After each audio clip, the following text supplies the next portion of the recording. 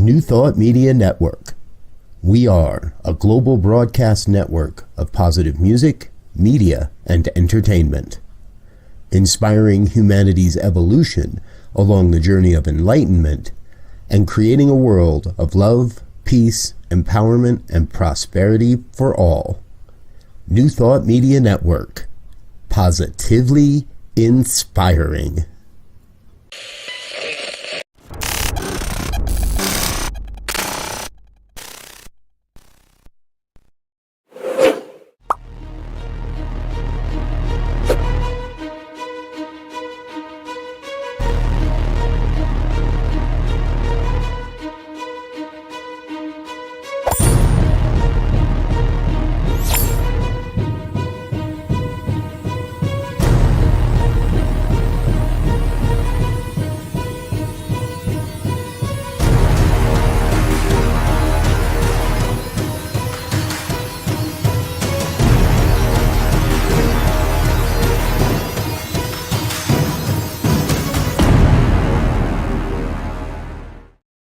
And hello again, dear ones. Reverend Robert with you here on a Friday evening. It's 5 o'clock on the Mountain Time Zone, and that means it is time for the good news, our weekly look at the good news stories that have made their way across my desk and remind me that we really are creating a world that works for all life.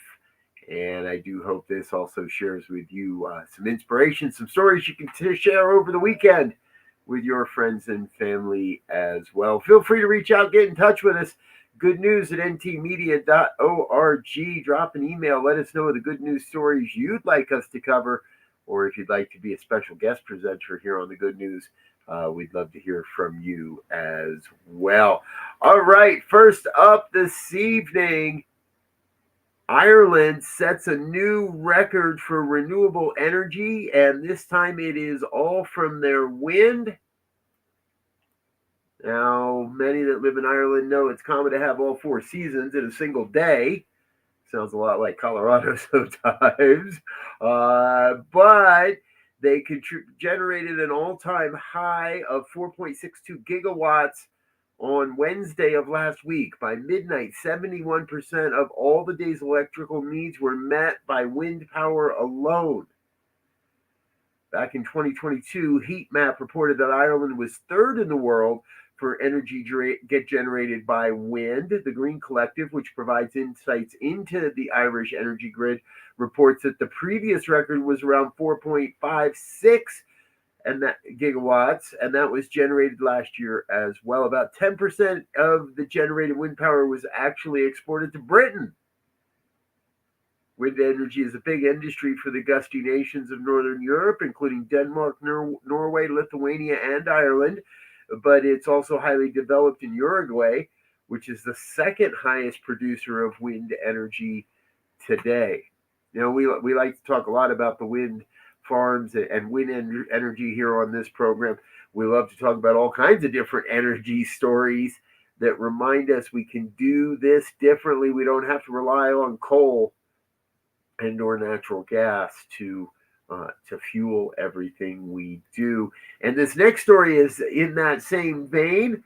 Now, when you're powering a flight in Europe, anything from 30 minutes to 3 hours, it's not hard to do with sustainable fuel. However, Virgin Atlantic was able to do this for the first time. They flew a Boeing 787, flew from London's Heathrow to JFK using sustainable aviation fuel, also known as SAF. It's manufactured from cooking oil, waste crops, and waste food.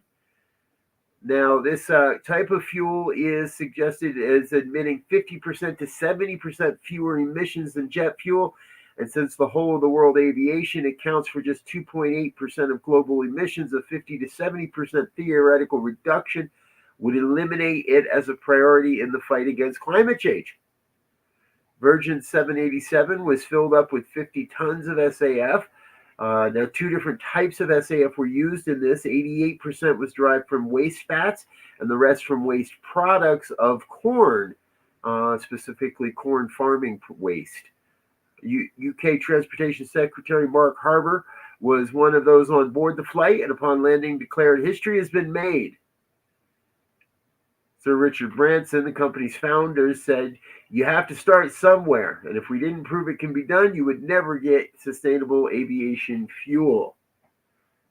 Congratulations, Virgin Atlantic. Thank you very much. What a great story, folks. Renewable energy, renewable aviation fuel. What's next? Electric roads? Well, yeah, that's what's next. And it's going on in Detroit, Michigan. Detroit celebrated a major milestone in the future of vehicle electrification. Crews recently finished installing the nation's first wireless charging public roadway. Now, this is all technology that's been developed by Electrion.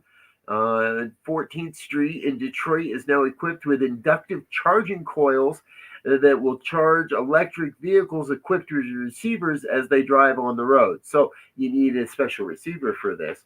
The road will be used to test and perfect the Israeli company's wireless charging technology in the real world environment, to perfect it ahead of making it available to the public in the next few years. Dr. Stefan Tonger, Electrion's Vice President of Business Development, said, "We're excited to spearhead the development and deployment of America's first wireless charging road. This milestone stands as a testament to our collaborative efforts with the state of Michigan and the Department of Transportation." Now, the move towards electrification was touted by Governor Gretchen Whitmer, who announced the pilot initiative in September of 2021 to develop the nation's first wireless charging infrastructure on a public road. Now, what happens is the charging segments can transfer wireless electricity directly to the car battery when the vehicle is parked, that's called static driving, or when it's in drive mode, dynamic charging. The electric road is safe for drivers, pedestrians, and wildlife. Each coil in the road is activated only when a vehicle with an approved receiver passes over it. So an unapproved vehicle is not going to get charged, and it won't. You also don't have to worry about shorting out your radio. This is going to make it easier on EVs. Going to make it easier on everybody to adopt more electric vehicles as we go. Can you imagine your electric delivery truck being charged as you go? Love this idea. Hey, here's an interesting story I found. And, we find most of our stories over at the goodnewsnetwork.org. I encourage you to go over and give them a like and a shout out. Give them a little bit of the love and attention that they deserve over at the Good News Network. Scientists have photographed a once-in-a-lifetime sighting of a bird with half male and half female plumage. A Kiwi professor of zoology was visiting Colombia and got the surprise of his life. The South American country has more birds than any other country, but when his companion spied a curious-looking honey creeper with blue and green plumage, Professor Hamish Spencer was sure it was once in a lifetime on his life list. Many bird watchers could go their whole lives and not see a bilateral gynandromorphic. Yeah, I'm not saying that properly. In any bird, the phenomenon is extremely rare in birds, and he said he knows of no examples in New Zealand ever. Professor Spencer says that these are important for our understanding of sex determination and sexual behavior in birds. The phenomenon arises from an error during female cell division to produce an egg, followed by double fertilization by two sperms, Spencer explained in a university article. Be always on the lookout for oddities. Who will find the first New Zealand example of a bilateral in a bird? Nobody's quite sure of yet. Look at this. What a great looking bird. Folks, we talk a lot in the human world about gender and about sexuality. And while many might consider this to be an accident, I'm going to say that it's a happy example that we are all one. We each hold both sides of the male and the female spectrum. And here's a bird that just happens to exhibit both of them pretty equally. Good news! happening in the world today. Hey, we're going to take a quick break, say hello to a couple of our friends, some of our sponsors, and those people that help make New Thought Media Network what it is. But please don't go away. We're going to be right back with more good news stories in just a moment. Hit the like button, share button, and subscribe button. Let your friends and family know what we're doing. We'll be right back after this break. Stay tuned.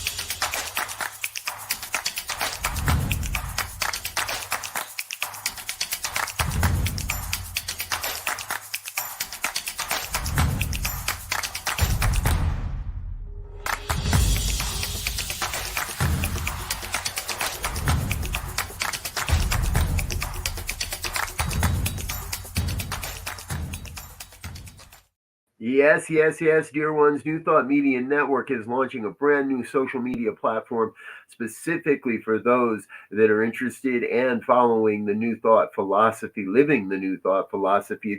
If you'd like to learn more, send us an email. Goodnews at ntmedia.org. Ask about the social media network. We'll get you all that you need to get started and get signed up on our network. All right, back into the good news. Following up on a story that we shared last year, this is Isaac Winfield. Isaac last year opened a food bank out of his garden shed. Now, this year, Isaac's going one bigger and is opening a gift bag. That's right. He's collecting gifts so that moms and dads that can't afford presents for their children will be able to get a gift to give to their kids. December is always a big month for Isaac. It's his mother's birthday month, but there's also the Christmas holiday and the anniversary of the launch of his food bank, which he started with money from his birthday. He started these in Worcester, England, after realizing how many people in his community needed a helping hand. His gift bank opened last week after enlisting the help of the local Greenland pub to store the hundreds of toys and gifts for needy families he's received from donors so far. His mom says the response has been phenomenal. We'll be holding present bank days another 3 times at this same pub and put on other days if there's still more demand.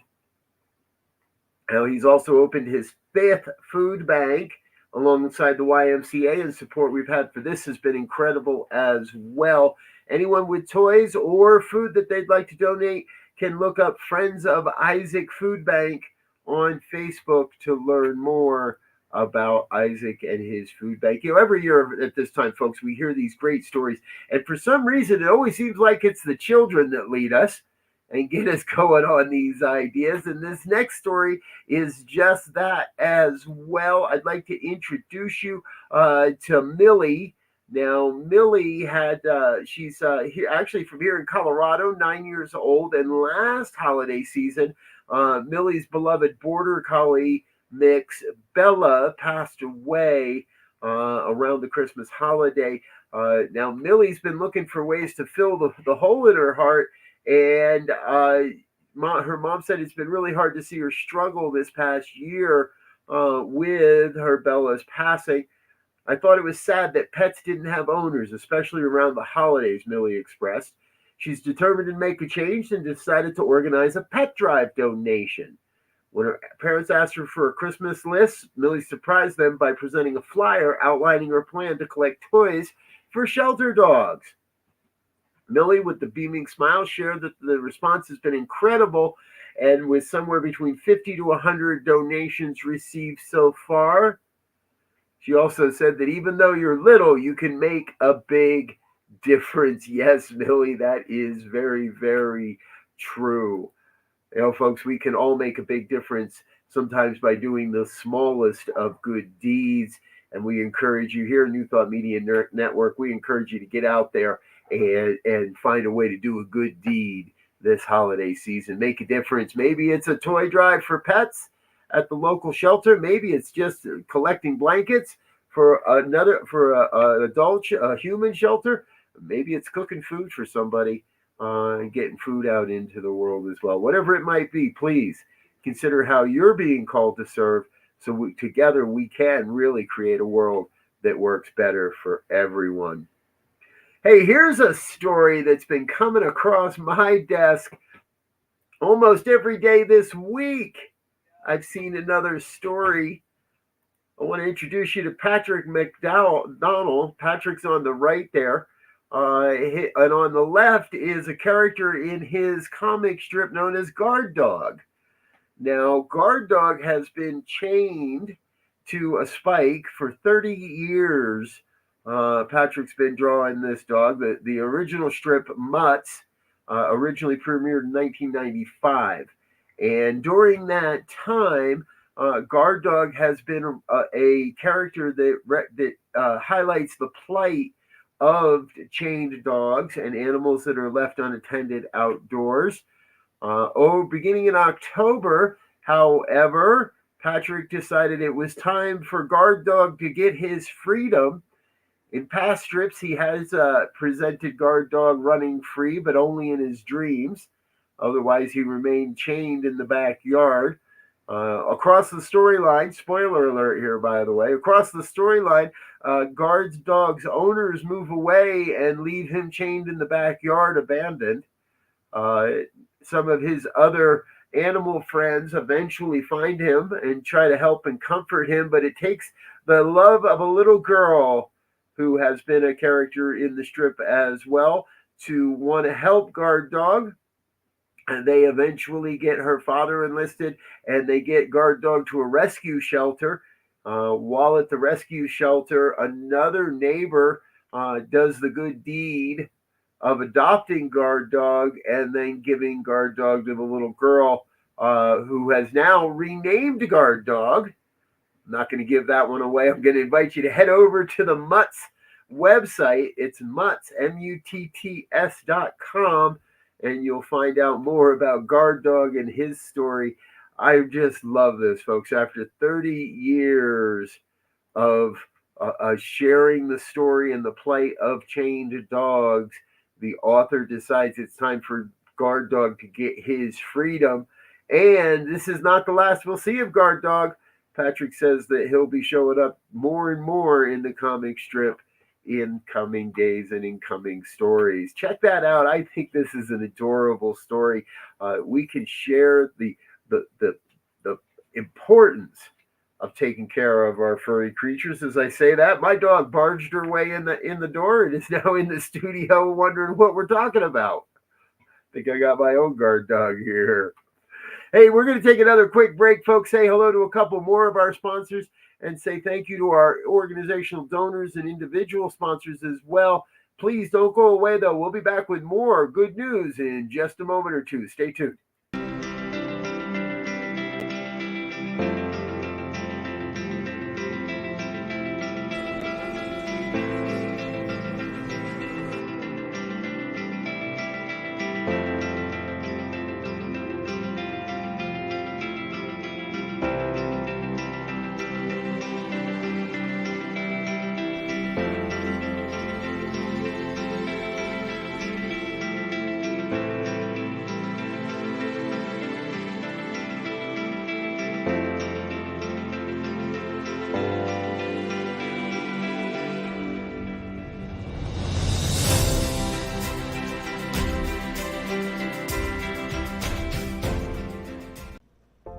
Please help us say thank you to our organizational sponsors, including the Hepperlin Foundation, Affiliated New Thought Network, International New Thought Alliance, Science of Mind Archives and Library Foundation, Center for Spiritual Living Denver, Center for Spiritual Living Midtown, New Thought Philadelphia, Planned Happiness Institute, Summit Center for Spiritual Living, One Heart Retreats, Center for Spiritual Living on the Lake, Unity Spiritual Center, Kitchener, Om Center for Spiritual Living, La Mesa, Satya Center, Center for Spiritual Living, North Jersey, Unity of Savannah, and Center for Spiritual Living, Seattle, as well as all of our individual donors. Thank you for making New Thought Media Network a place to be. Please come be you. And remember, like, share, and subscribe. New Thought Media Network, positively inspiring. Yes. Thank you to all of our organizational sponsors and individual donors that make this possible. Not only this broadcast, but all the broadcasts sharing the New Thought philosophy around the world. It is thanks to folks like you that we're able to do what we do. We appreciate you being part of what we're doing. All right, back into the good news before we run out of time tonight. Let me introduce you to Oceane Belle. Oceane recently won a $5 million home in London, and it all happened on the back of a $10 lottery ticket. There's an organization in London called Omaze. This is not their first time giving away a home.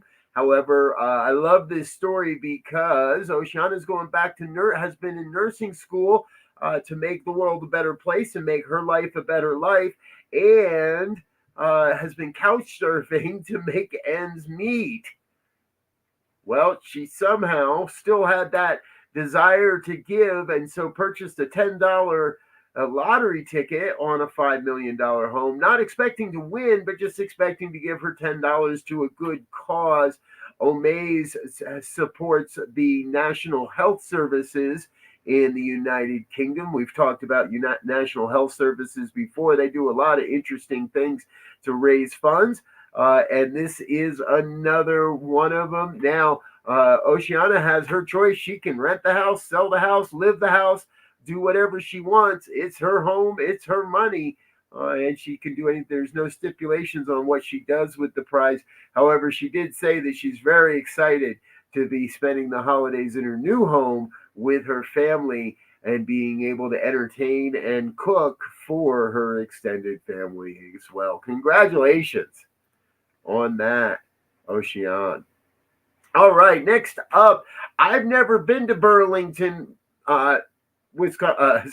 Burlington, Wyoming, but I want to go after reading this story. There's a woman there, Pauline Parker of Burlington, began making personalized snow people for everyone in town. You can see pictures of them there. She painted these on wood so that they wouldn't melt, and as the hobby grew and grew, until there are now more of these snow people in Burlington, Wyoming than there are people. Parker told a local news agency, "I think snowmen bring joy to people. My last count was 316. You can find brown-eyed snow people or blue or green." Now, the news traveled fairly fast in her small town, and eventually neighboring towns wanted their own snow people. One town with a population of just 10 folks got a snow person version of of every person in their town posing together. That's what you're seeing there. That's the 10 people. Now, throughout this entire month of December, Parker has decided to host a community snow person scavenger hunt with snow people shaped treats as a reward for getting the 20 questions across Burlington and the nearby towns of Otto and Emblem, Wyoming. Right on, Pauline. I think it is time for a trip up into Wyoming. Let's go find Burlington and see these snow folks. I think this is a grand idea. I love it. How amazing. How amazing. Hey, during the holiday season, folks, we often focus on various stories of good people doing good work in the world. And this next story is exactly that. Coming out of Bangor, Maine, Amanda Seidel owns a laundromat up there called the Laundry Basket. And she had an ingenious idea of turning a common problem into a charitable initiative to ensure everyone has essential items of socks. As she said, for every lost sock we found, we pledged to donate a brand new pair of socks to local charities. The beneficiaries included Partners for Peace, the Shaw House, and the Hope House through her laundromat. Now, the laundromat's daily sock pickup yielded 56 lost socks in the month of November. She said, quote, laundry may not always be enjoyable, so we decided to find the fun in it and do something meaningful with the lost socks we collected. Now, she did emphasize the role of the laundromat is as a hub for community connections, and as a local business, she believes in giving back. Quote, I think it's really important to continuously give back to our communities. These aren't strangers, these are our community members. Yes, yes, yes, Amanda, thank you so much for doing what you do. What a great way to give back and tying it to a laundromat and their lost socks. I'm sure she shows up with more. 56 in just the month of November. That's over 600 lost socks per year. Oh my gosh, golly gee. Hey, folks, we got that story over at sunnyskies.com. Be sure to give them some love and attention as well and let them know that you've heard about them over here on New Thought Media Network. All right, we do it every Friday. It's time for our hero of the week.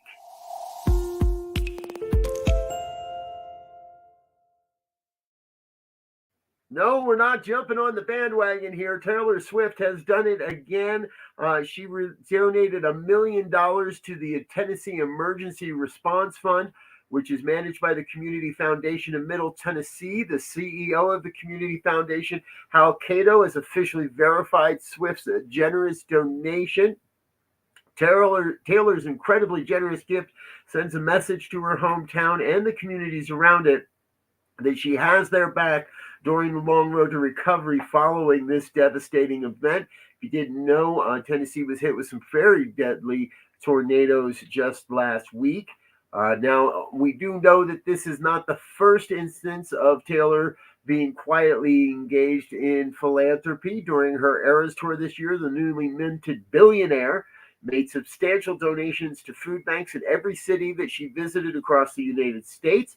Her altruism also extended to her tour family. The singers generously distributed $55 million in bonuses to dancers, truck drivers, sound crew, and catering staff. You've heard me say that being a billionaire comes with responsibility, and that responsibility is for those around us and to give back into the world. And that's exactly what Taylor Swift is doing. She's been demonstrating a sense, a life of giving and giving back. And it does not look like it's going to end just when the tour is on break. So thank you to Taylor. You are our hero of the week. Folks, that's all I've got time for tonight. I'm going to get out of here, let you get into your Friday evening. Do remember, coming up in just a half an hour, it's the Fireside Chat with Reverend Michael Mangus. And later tonight, our evening prayers at 8:15. Until next time, I want to say thank you for being a part of the New Thought Media Network community and wish you peace and richest blessings. Bye now.